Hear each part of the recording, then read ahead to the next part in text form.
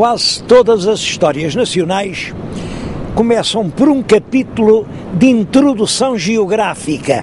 Bom, introdução geográfica é a descrição do meio para mostrar como esse meio teve influência na evolução dos povos. A melhor introdução geográfica que eu conheço para a história portuguesa está nestes 3 versos de Camões. Eis aqui, quase cume da cabeça da Europa toda, o reino lusitano, onde a terra se acaba e o mar começa. Essa situação foi realmente essencial para a história de Portugal. Para a história de Portugal e para a própria formação do povo português. Porque as primitivas populações do mundo tinham uma vida nómada, vagabunda, andavam geralmente no sentido do sol, deslocavam-se em imensos rebanhos, pastavam os frutos que a terra dava, pois iam em demanda de outras colheitas e, à medida que avançavam, expulsavam os povos que aí estavam, instalavam-se os povos expulsos, iam por sua vez a expulsar outros. Ora bem, nestas regiões, como esta em que eu estou, essa substituição dos povos não era possível. Daqui ninguém podia fugir para parte alguma.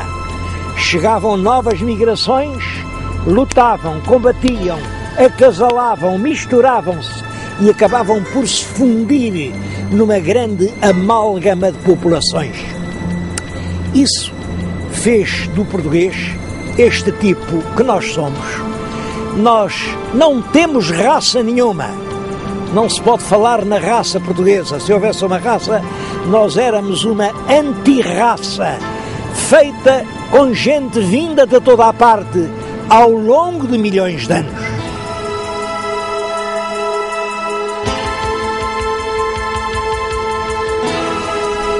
Essas sucessivas migrações humanas podem hoje distinguir-se pelas diferentes técnicas com que trabalhavam a pedra.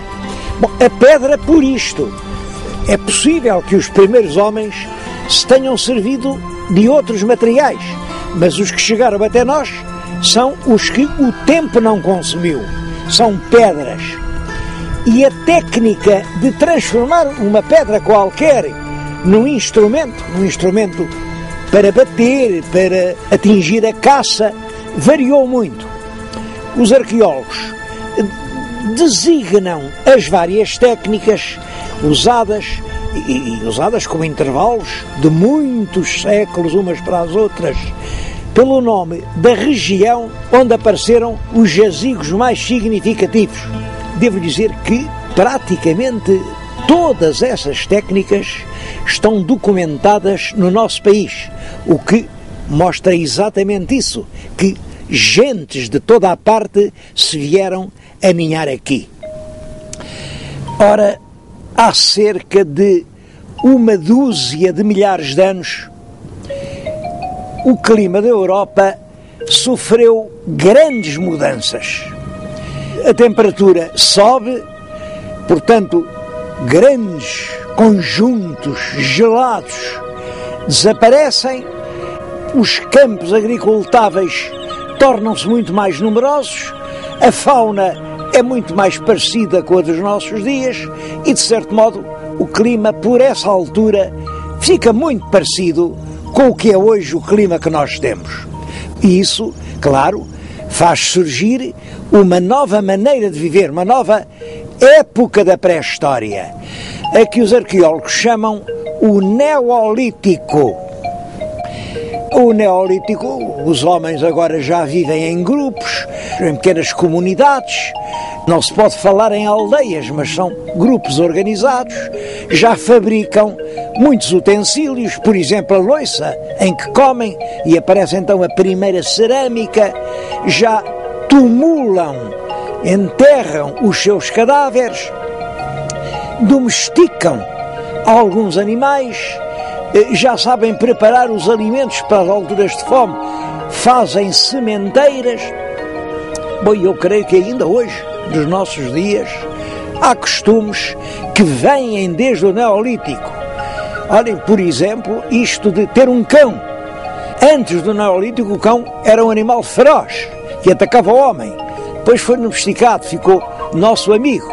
Outra coisa, conservar o leite. É claro, o leite era conservado em vasilhas redondas.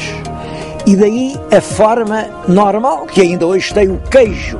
Queijo é apenas o leite conservado numa vasilha redonda.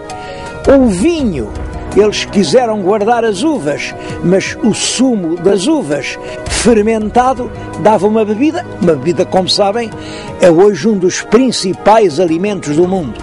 E é nessa fase que aparecem os mais característicos e os mais impressionantes monumentos do nosso passado neolítico, que são os dólmenes, estão numerosos em todo o país, os menhires, os cromlechs. Isto existe por todo o território português, mas no número especialmente importante no Alentejo. No Alentejo há maior densidade do que em qualquer outra região. Porquê? Bom, a explicação óbvia é que o Alentejo é a melhor terra para dar pão que existe neste território que agora é nosso.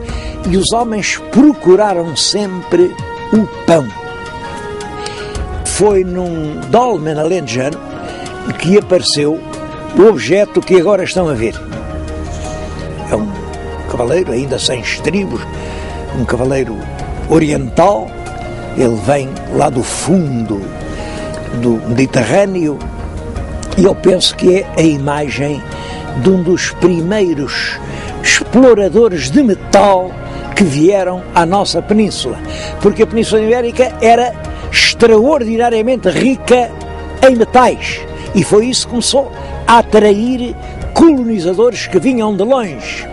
Acabou o tempo da pedra, agora os homens já sabem fabricar instrumentos em metal e a época dos metais dura desde cerca de 2500 a.C. até à chegada dos romanos. Em várias fases. Primeiro é uma metalurgia do cobre, porque o cobre é um metal que se trabalha com facilidade, do cobre e do ouro. Depois eles descobrem que misturando estanho no cobre obtêm uma liga muito mais dura, que é o bronze. Bom, e a época do bronze dura perto de 1000 anos. O primeiro bronze começa cerca de 1800 a.C. Bom, o primeiro ferro é provavelmente introduzido pelas invasões dos celtas. O objeto mais típico dos celtas é o punhal de antenas. É um punhal que tem aqui estes emblemas e depois a lâmina e que era de ferro. Bom, é evidente que isto tem um caráter fálico. As antenas simbolizam o testículo e isto era, portanto, um instrumento do poder e da guerra, porque é claro, com uma arma de ferro, um grupo era muito mais temível do que com armas de bronze. Mas o ferro não era só para as armas, era também para os arados. São eles que se misturam às populações que havia por aqui.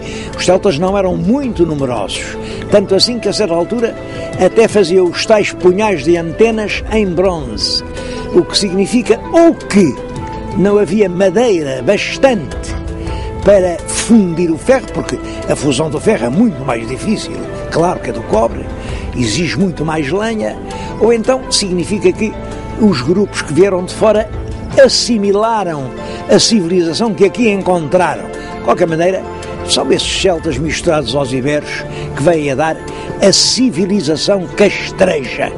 Vim contar-lhes isto precisamente aqui, no alto de um castro, vêem as habitações redondas. Era aqui que, quando chegaram os romanos, as populações viviam geralmente no alto de montes, assim, em aldeamentos rodeados por cinturas de muralhas onde se defendiam.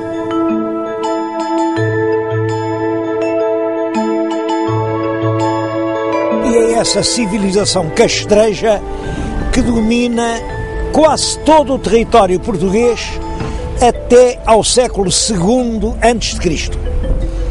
Mas no século II, o que é que se passa? O domínio do Mediterrâneo era disputado por duas grandes potências, Roma e Cartago. Os cartagineses, para organizar exércitos para a guerra contra Roma, serviam-se da Península Ibérica. Aqui na Península havia realmente homens muito aptos para a guerra, muito valentes, e eles recrutavam aqui enormes exércitos que atiraram contra Roma. E os romanos vieram à Península fundamentalmente para impedir esse recrutamento, mas é claro, também chamados pela imensa riqueza mineira que toda a Península tinha. Os habitantes locais, os habitantes dos castros, os lusitanos, opuseram-se energicamente ao domínio romano. Ficou famoso, mesmo entre os romanos, o chefe dessa resistência, que era Viriato. Ele, durante alguns anos, travou grandes batalhas contra as legiões de Roma e venceu-as. Os romanos não o puderam derrotar, enfim, no campo de batalha, mas venceram-no à traição. Conseguiram subornar dois lugares tenentes que o apanharam distraído e o assassinaram. Estou-lhes a contar estas coisas diante de uma estátua que a cidade de Viseu fez a Viriato, porque ele pode ser que não fosse Viseu, mas era aqui desta região, da região dos Montes Hermínios, do lado do Atlântico, portanto, desta Serra de Estrela já mais atlântica. É curioso que aqui há um monumento verdadeiro por detrás da estátua, vê em uma altura, bom, aquilo é um monumento a sério. Era ali um acampamento de uma legião romana. Os romanos, para se defenderem, levantavam grandes cômoros de terra, muralhas de terra, e era lá dentro que ficava a legião.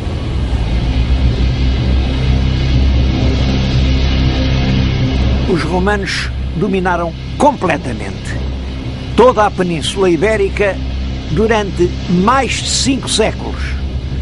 Costumam referir-se às datas de 146 a.C.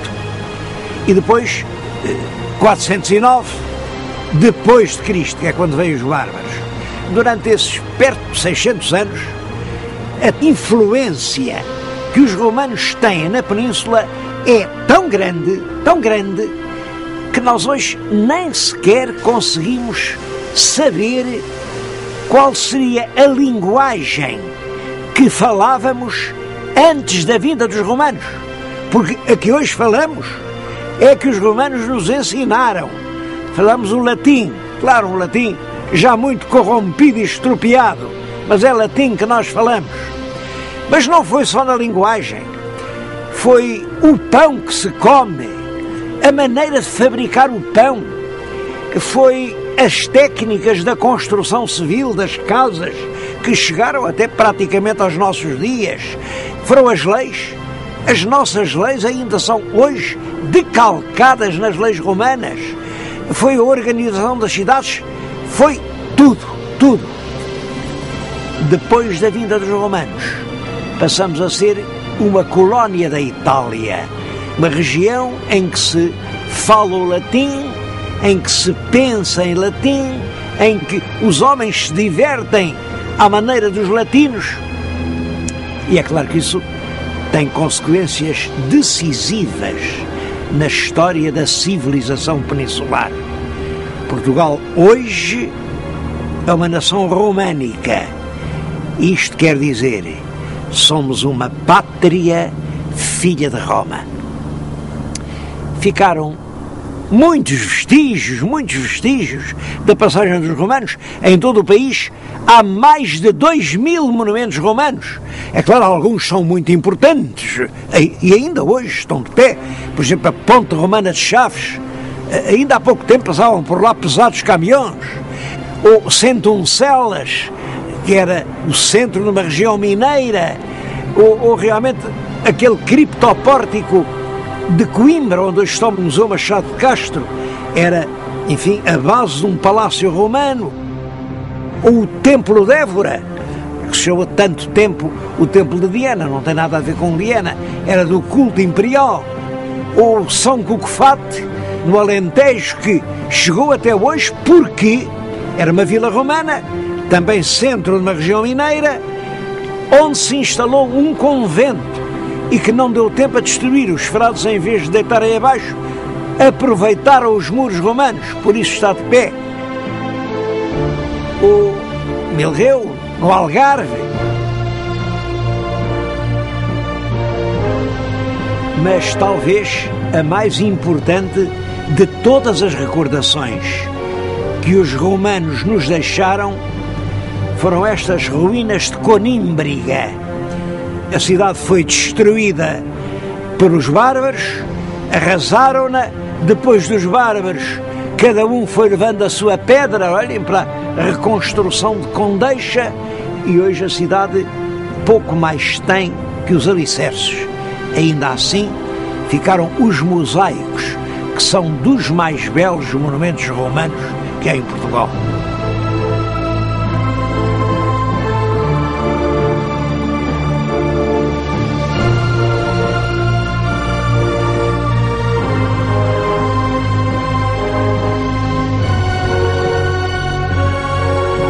Diz-se muitas vezes que a civilização romana termina na Península com as invasões bárbaras do princípio do século V depois de Cristo. Bom, eu penso que isto é só uma meia-verdade, porque é certo que os bárbaros mutilaram, incendiaram, degradaram as cidades que encontraram, chacinaram populações. Bom, de certo modo, eles destruíram uma civilização, mas não conseguiram substituí-la por nenhuma outra. Os peninsulares continuaram a falar em latim, continuaram a plantar os olivais, continuaram a colher o seu vinho, porque realmente os bárbaros não tinham uma civilização superior que se nos pudesse comunicar. Mas é evidente que as invasões bárbaras são um facto muito importante. Iniciam-se no ano 409, grandes bandos de povos germânicos, são os alanos, os vândalos, os suevos, atravessam as gargantas dos Pirineus, penetram na Península Ibérica e derramam-se um pouco por toda a parte. É curioso que a resistência dos romanos foi muito fraca. Em muitas partes nem resistiram. Bom, e a explicação é esta. É que os romanos também estavam a atravessar uma crise, era uma civilização inteiramente baseada na escravatura e, naturalmente, os escravos não estavam dispostos a lutar e a dar a vida pelos senhores que os oprimiam. Senhores que, diz um escritor dessa época, por vezes eram mais bárbaros do que os próprios bárbaros. Mas no ano de 516, portanto, cerca de um século depois, chegou à Península uma outra grande invasão de povos germânicos, eram os visigodos. Os visigodos estavam já há muito tempo no Império, portanto, estavam, de certo modo, mais civilizados, mas também não eram portadores de uma cultura superior e, por isso, eles não puderam enriquecer a cultura peninsular. Apesar disso, eu acho que a influência na história das invasões visigóticas foi realmente muito grande. É com os visigodos que nasce uma classe nova, uma classe que não era conhecida na época romana, a nobreza.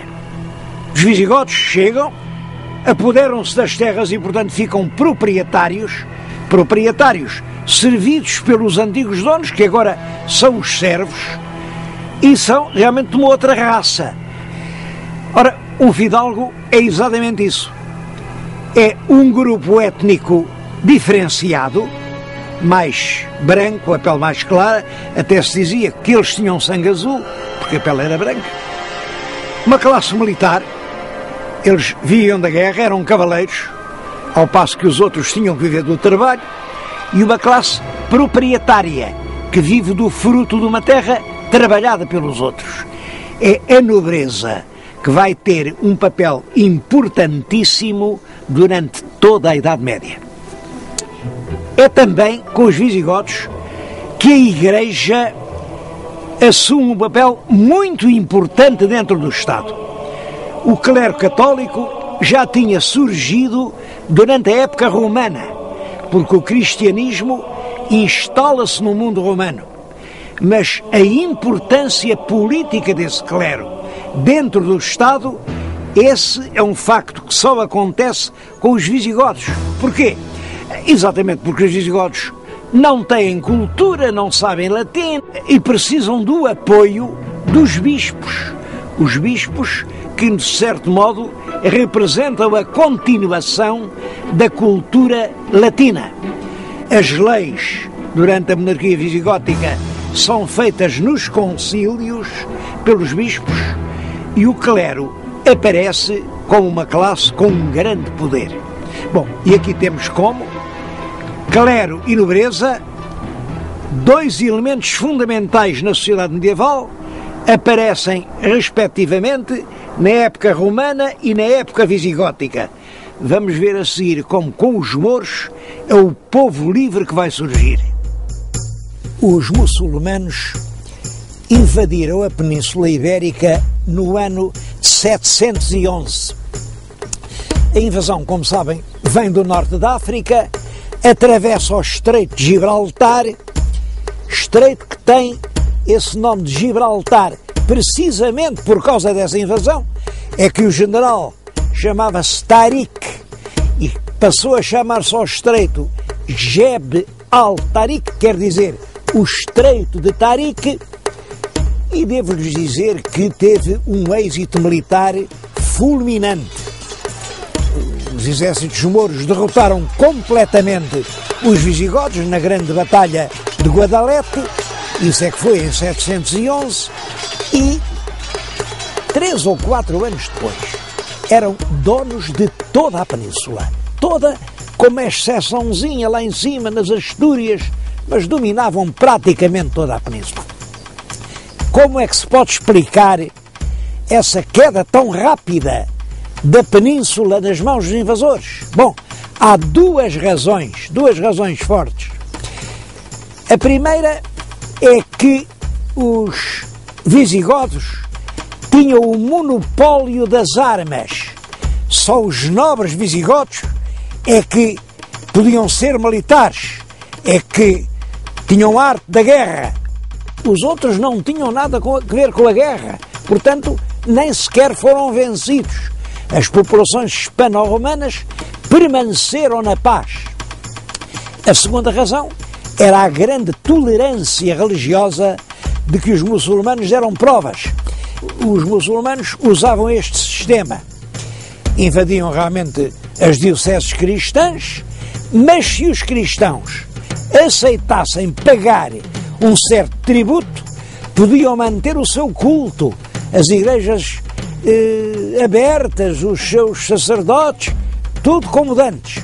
Bom, claro que se não pagassem esse tributo, mas se submetessem à lei do Islão, passavam a ser iguais aos outros. É claro que, naturalmente, os próprios mouros estavam interessados em receber o tributo. Portanto, não houve também grandes perseguições por motivos religiosos. O domínio dos muçulmanos na península teve uma importância muito diferente conforme foi no norte ou no sul, porque eles lá nas regiões do norte estiveram um pouco mais de 100 anos. E aqui no sul, eu digo aqui no sul, porque lhes estou a falar diante de um castelo construído pelos mouros, castelo de Alcácer do Sal. Alcácer do Sal, por exemplo, só foi reconquistada pelos cristãos no ano 1217. Esteve de mais de 400 anos em poder dos mouros. Claro que é uma influência muito mais duradoura. Do modo geral, costuma dizer-se que a influência dos árabes se deu sobretudo na agricultura, na introdução das novas plantas e nas técnicas do regadio. Bom, tudo isso é verdade. Mas isso teve importantes consequências na sociedade. O regadio permite que uma parcela pequena de terra sustente uma família. É o árabe que traz consigo a horta. E o hortelão é um homem livre. Vende os produtos do seu trabalho, vende-os na cidade. É assim que nasce um povo independente, um povo senhor do seu próprio destino. Penso, portanto, que estão agora definidos os 3 elementos da sociedade medieval portuguesa. Clero, surgido ainda na época romana, nobreza, nascido no tempo dos visigodos, e o povo, que nasce na época dos mouros. Depois da invasão dos mouros, um pequeno número de cristãos continuou a resistir nas montanhas das Astúrias. É a história de Covadonga. Ainda hoje Covadonga é considerado uma espécie de lugar sagrado. Bom, e essa pequena guerra, à medida que o poder dos mouros ia enfraquecendo, essa guerra ia avançando sobre a antiga terra dos mouros, e é essa guerra que se dá o nome de Reconquista. É claro que há muitas opiniões sobre o que foi a Reconquista, e eu creio que, de facto, trata-se do restabelecimento do regime de servidão que tinha sido derrubado com a derrota dos visigodos. Os novos senhores que vêm do norte chegam, os lavradores livres das aldeias são obrigados a voltar à sua antiga situação de servos da gleba, e por isso houve realmente muitas revoltas dos cristãos contra os seus novos senhores.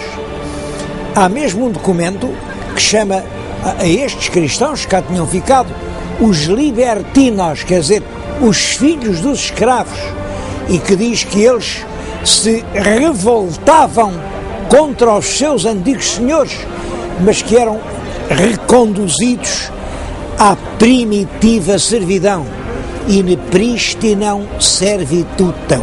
Isto revela claramente o caráter social da Reconquista. Os nobres vinham, apoderavam-se destas terras que estavam mais ou menos sem dono, sem autoridade, e era isso que se chamava a presúria. Presúria vem de presa, tomar presúria. Eu vim falar-lhes nisto aqui diante da estátua de um presor. É Vímara Pérez, que no ano de 868 tomou de presúria esta terra. Este cabeço, em que agora está a sede do Porto, era um cabeço quase deserto. Havia aqui apenas uma ermida. No centro da ermida está hoje a catedral. É claro que essa reconquista passa à linha do Douro, chega à linha do Mondego no ano de 1064. É Coimbra que é conquistada pelos cristãos e passa a ser cabeça do novo condado, o condado conimbricense. É claro que o enfraquecimento dos Estados Árabes, a vinda dos cruzados à península, cruzados que, é claro, ajudavam os nossos reis na guerra contra os árabes, porque os reis aprovaram esta ideia. Tantas indulgências valia combater os mouros aqui na península, como combater os turcos lá na Terra Santa. Portanto, muitos cavaleiros cristãos da França, da Inglaterra, vieram aqui fazer a sua guerra. Tudo isso contribuiu para a vitória definitiva da cristandade sobre os mouros. Esses dois condados, o que tinha a cabeça no Porto e o que tinha a cabeça em Coimbra, eram governados por condes. Condes que eram praticamente independentes, mas realmente dependiam do rei do Leão, prestavam vassalagem ao rei do Leão. Ora, no ano de 1095, o imperador Afonso VI tinha o título de imperador porque era rei dos 3 reinos de Leão, Castela e Galiza. O imperador reuniu os 2 condados do Porto e de Coimbra num só condado e deu todo esse território a uma filha, Dona Teresa, que por essa altura tinha casado com um fidalgo francês, o conde Dom Henrique, que era de uma poderosa família feudal francesa, os duques da Borgonha. Bom, e são eles, Dom Henrique e Dona Teresa, os primeiros príncipes de Portugal. Os seus túmulos estão hoje na Catedral de Braga e eu próprio estou a falar-lhes aqui em frente do Castelo de Guimarães, onde eles por vezes residiram. O conde morreu em 1114 e, naturalmente, o governo do condado passou para a rainha viúva, que era a mãe do jovem Dom Afonso Henriques. Quando o pai morreu, ele ainda era uma criança. Mas, é claro, era uma criança que cresceu e, em 1122, já se armou a si próprio cavaleiro na Catedral de Samora. Ele armar-se a si próprio queria dizer que não reconhecia ninguém acima de si. Ora, por essa altura, a condessa Dona Teresa apoiava-se muito nos nobres galegos. Estava até casada com um grande fidalgo da Galiza, o conde Fernão Pérez de Trava, que tinha uma posição de chefia em tudo o que dizia respeito aos assuntos portucalenses. Bom, e os portugueses não viam com bons olhos essa espécie de sujeição à Galiza. Havia resistência e o jovem Afonso Henriques vem a encabeçar essa resistência, apoiado por um lado pelos burgueses de Guimarães, pelo arcebispo de Braga e também por muitos fidalgos portucalenses. E Afonso Henriques, com essas forças, resolve apoderar-se do governo do condado.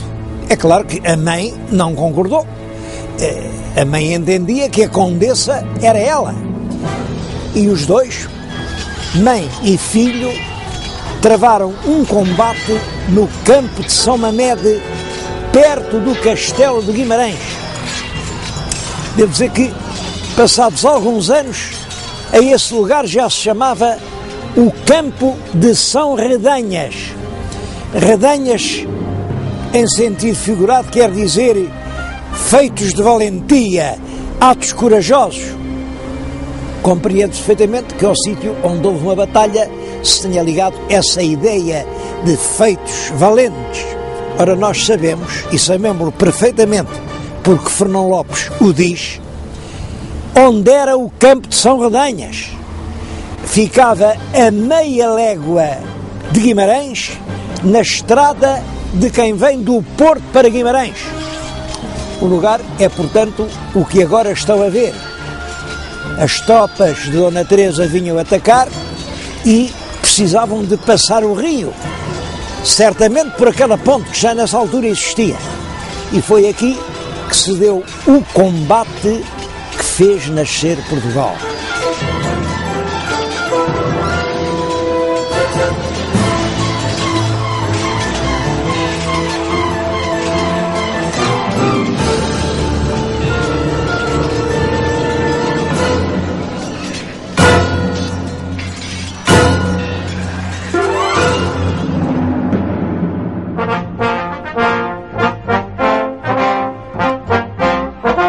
Depois do combate de São Método, é Afonso Henriques quem governa o condado portucalense, com o Porto e Coimbra, embora o condado, é claro, dependa do rei de Leão.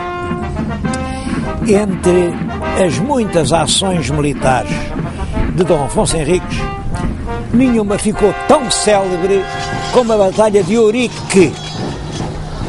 A Batalha de Ourique é realmente um caso curioso.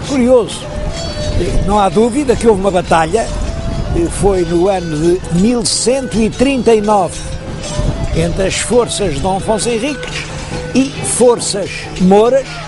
Dizem que eram muitos reis, enfim, porque depois a lenda foi ampliando e acabou por transformar essa batalha num acontecimento extraordinário, estrondoso, com a própria intervenção de Deus, com o milagre. Deus veio do céu à terra e apareceu a Dom Afonso Henriques para lhe anunciar que ia dar a vitória em troca de depois ele, Dom Afonso Henriques, lhe dever consagrar este país. É curiosa essa história, porque realmente a lenda do milagre só aparece no século XVI, mas foi acreditada piedosamente no século XVI, XVII, XVIII, e é preciso chegarmos quase ao fim do século XIX para que o nosso grande escritor Alexandre Herculano tenha mostrado o que havia de, enfim, inadmissível em todas essas fantasias. Chegou-se mesmo ao ponto de dizer que nem sequer houve batalha. Isso não é verdade. Realmente houve uma batalha de Ourique. Não se sabe ainda hoje ao certo onde, não se sabe. Estou a falar-lhes nisto aqui no monumento feito à Batalha de Ourique, é um monumento em Vila Chã de Ourique, nas imediações da Vila do Cartacho.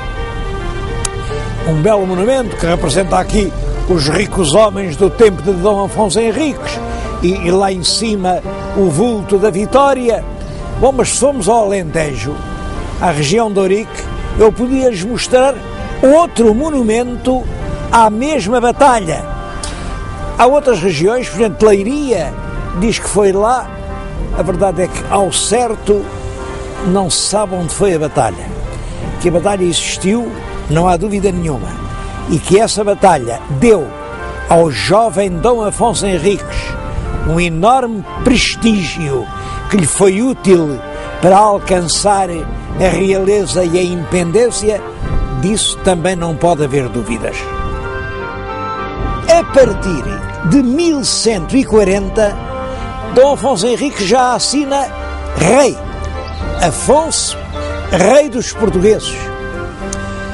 Para se poder considerar um rei independente, ele naturalmente não podia prestar vassalagem ao rei de Leão. E, de facto, nunca a prestou. Mas é claro, isso custou-lhe combates sangrentos, negociações muito hábeis. E em 1143, esta data também é importante, numa reunião que foi feita na cidade de Zamora, o próprio rei de Leão deu a Afonso Henriques já o tratamento de rei.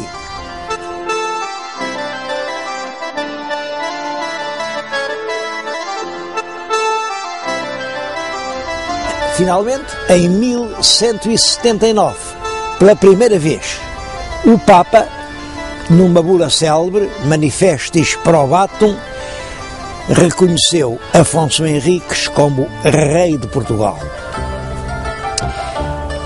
É claro que a independência de Portugal deve muito a Dom Afonso Henriques, mas não foi apenas a valentia, a teimosia e o gênio político de um homem que estiveram na base do nascimento de uma nova nação. Portugal tornou-se independente, isto é, tornou-se nação que tem o direito de se governar a si própria, porque toda a região tinha um caráter próprio e principalmente porque existia um povo português, um povo com uma língua própria, uma língua muito diferente da que se falava em Castela ou em Leão. Esse povo tinha conhecido uma situação de quase liberdade no tempo dos mouros e agora apoiava o príncipe que protegia os concelhos que eram o vestígio da liberdade popular ameaçada pela Reconquista. De facto, foram os concelhos que deram a Dom Afonso Henriques a força que lhe permitiu ser independente, a começar pelo Conselho dos Burgueses aqui de Guimarães, que lhe permitiu resistir a um cerco posto pelo rei de Leão e que lhe deu também as tropas que lhe fizeram ganhar o combate de São Mamede. E à força do povo juntava-se a força dos bispos, que queriam ver as suas dioceses independentes das sés metropolitanas de Toledo e de Compostela. Ele manteve, por um lado, a guerra com os mouros e conseguiu que a fronteira do seu reino passasse da linha do Mondego para a linha do Tejo, com a conquista definitiva das grandes cidades de Santarém e de Lisboa, e com Lisboa apoderou-se de Sesimbra, de Sintra, de Palmela. Constroem-se grandes monumentos, como é, por exemplo, a Sé Velha de Coimbra, ou a Sé de Lisboa, ou o convento de Alcobaça. Olhem, ou este convento de Santa Cruz de Coimbra, ou São João de Tarouca, ou o Castelo de Leiria. É, portanto, um grande e construtivo reinado.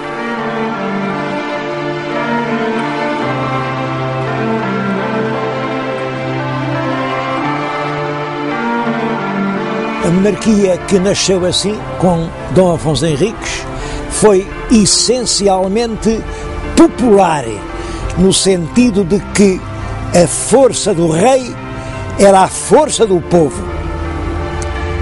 Governou Portugal desde 1127 até à data da morte, em 1185, portanto, durante 58 anos. Quando ele morreu, Portugal era considerado já um reino independente e estava em franco progresso.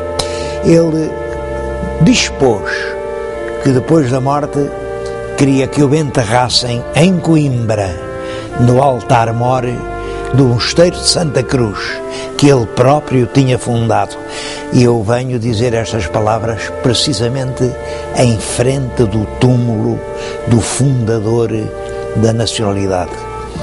Este túmulo que estão a ver, que é grandioso, é uma homenagem ao fundador de Portugal. É claro que é já obra do rei Dom Manuel, que em cerca de 1520 manda construir este grande monumento, mas é ali que desde a morte jazem os seus restos mortais. Mas talvez o aspecto mais notável do seu governo seja a proteção que ele deu constantemente aos concelhos dos moradores.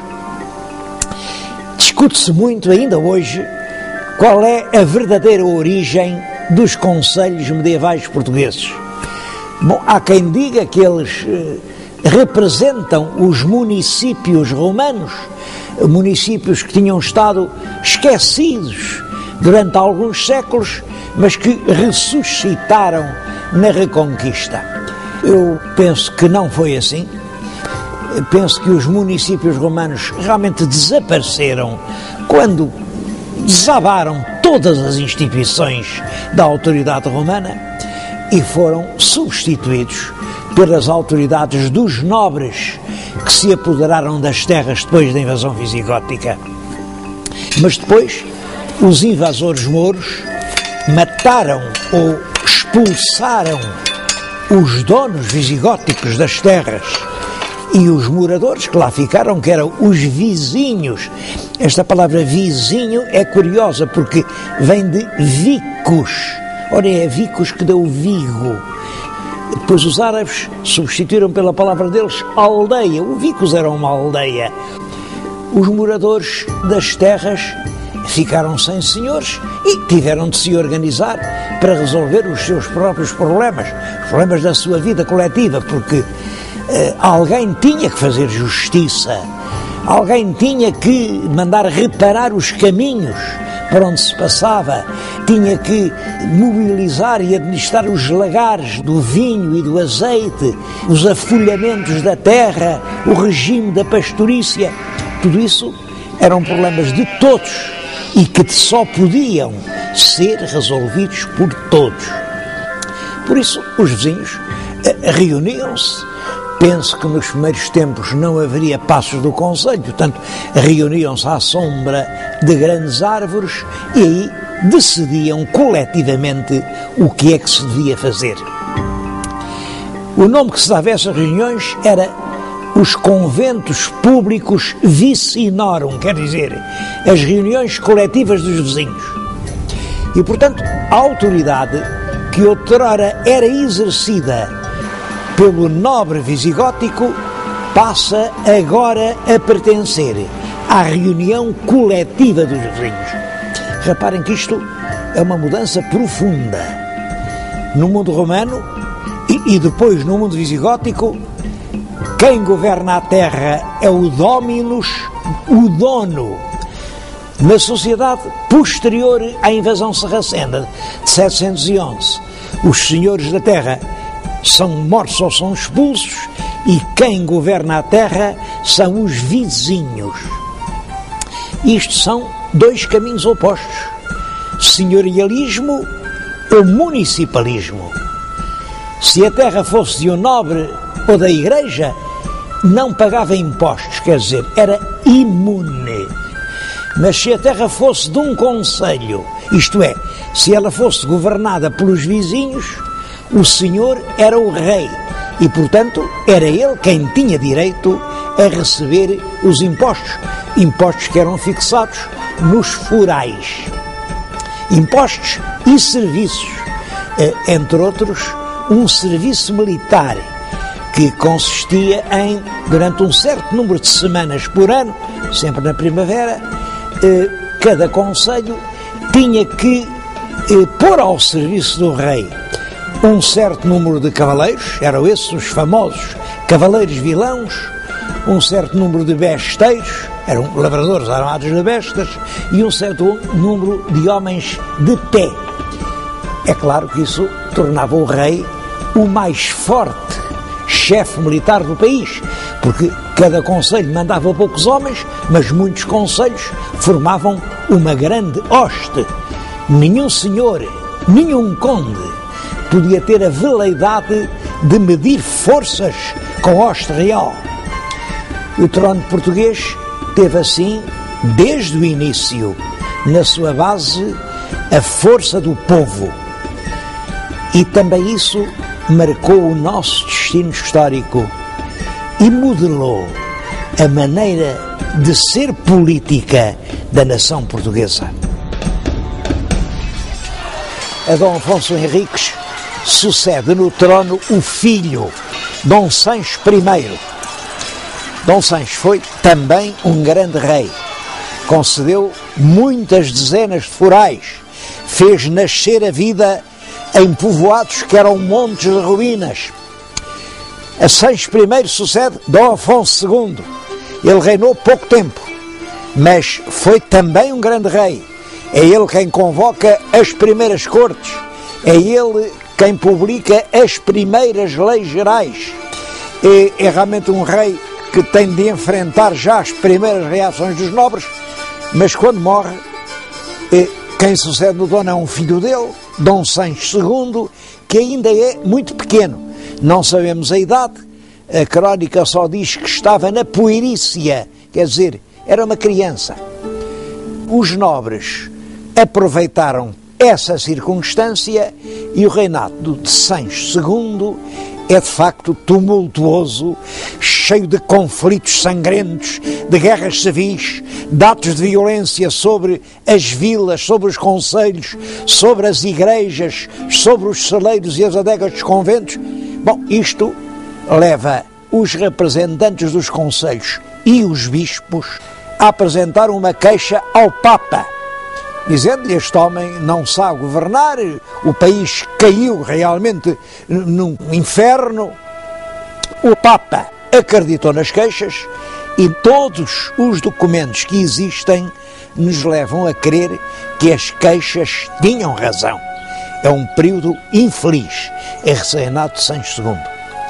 Por isso, o Papa era o Papa Eugênio IV, considerava-se o chefe de toda a cristandade, retirou o governo de Portugal ao rei Dom Sancho e entregou-o a um irmão mais novo, Dom Afonso, que vivia em França, casado com uma grande fidalga, Dona Matilde, que era condessa de Bolonha. Daí, ao nosso Dom Afonso, ficou para sempre o alcunha de o Bolonhês. Aliás, ele assinou sempre Conde de Bolonha, até que, é claro, depois de ser rei de Portugal, assinava como rei de Portugal. Dom Afonso vem de Paris para tomar conta do reino de Portugal, é bem recebido em Lisboa, mas Dom Sancho tenta resistir e há uma guerra civil que ensanguentou o país durante cerca de 2 anos, mas Dom Sancho foi vencido, teve que sair de Portugal, foi refugiar-se em Toledo, onde morreu pouco depois, e o bolonhês sobe ao trono, é Dom Afonso III.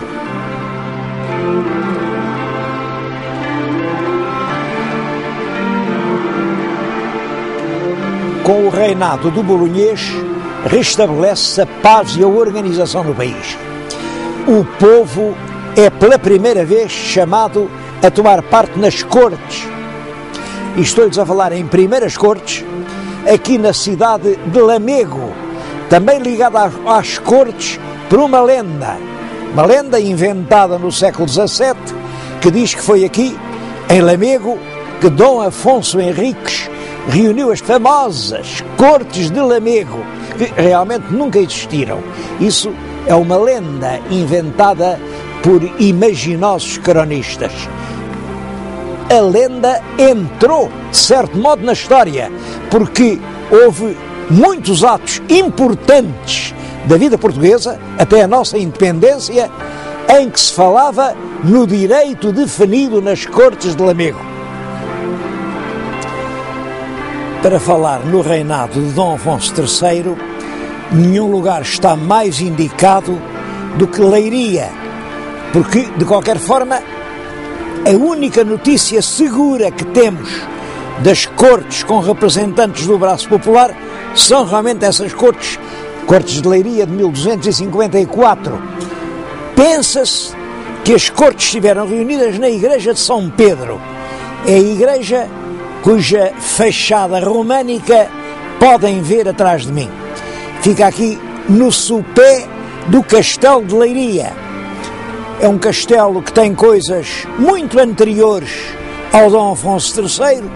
Por exemplo, aquela parte central com a torre de homenagem, aquilo vem do princípio da monarquia, e também tem coisas muito mais modernas do que o Dom Afonso III. Aquela linda alcáçova com janelas debruçadas sobre o que hoje é a cidade, tudo isso é do tempo de Dom João I, portanto, já dos princípios do século XV. Há muitas outras coisas que nos lembram a Revolução do Bolonhês. Por exemplo, a bandeira do rei até ao Dom Sancho II são apenas as 5 quinas em Campo Branco. Portanto, a hoste real ia atrás daquela bandeira. Mas o Dom Afonso III, o Conde de Bolonha, quando vem para o reino, tem que trazer uma bandeira que o distinga. Ora bem, ele tinha sido apoiado em França por uma tia materna, que era a Rainha Dona Branca de Castela, cuja bandeira era vermelha toda bordada com castelos de ouro. Era isso que queria dizer Castela. O nosso príncipe sobrepõe a bandeira branca das esquinas à bandeira vermelha dos castelos e deu o resultado que estão a ver. As 5 quinas rodeadas pela faixa dos castelos que ainda hoje figura na bandeira nacional. Com Dom Afonso III, muitas coisas mudam em Portugal e um dos passos importantes é a conquista definitiva do Algarve logo em 1249. Notem que ele só era rei desde 48, porque é em 48 que morre em Toledo o rei Dom Sancho. Pois logo em 49 ele à pressa vai conquistar as últimas praças mouras do reino do Algarve. Porquê essa pressa toda? Bom, é porque realmente quem se considerava com direito a conquistar o Algarve era o rei de Leão e Castela. Aquilo ele entendia que era um direito dele. Por isso, quando os portugueses conquistaram aquelas praças, surgiu um conflito entre a coroa portuguesa e a coroa castelhana. Conflito que Dom Afonso III resolveu com uma extrema habilidade. Casou com uma filha, é certo, uma filha bastarda, Dona Beatriz, filha do rei de Castela, do rei Afonso X. E o rei de Castela, Afonso X, deu o Algarve ao primeiro neto que nasceu desse casamento. Portanto, esse primeiro neto vem a ser o rei Dom Dinis. Bom, quando o rei Dom Dinis cresceu, aquilo era um reino à parte, mas pertencia ao rei de Portugal, e foi assim que o Algarve se integrou na coroa portuguesa. Devo-lhes dizer que esta revolução que põe no trono bolonhês, a revolução de 1245-1248, é pouco conhecida dos portugueses. Tem muitos pontos de semelhança com a revolução que século e meio mais tarde vem a mudar também o destino nacional, a revolução de 1383-1385. A razão porque uma é tão conhecida e outra tão pouco, creio que é só esta. A revolução de 83-85 teve um escritor genial que a descreveu, que era Fernão Lopes, ao passo que a revolução de 1245-48 não teve ninguém que lhe dedicasse uma crónica.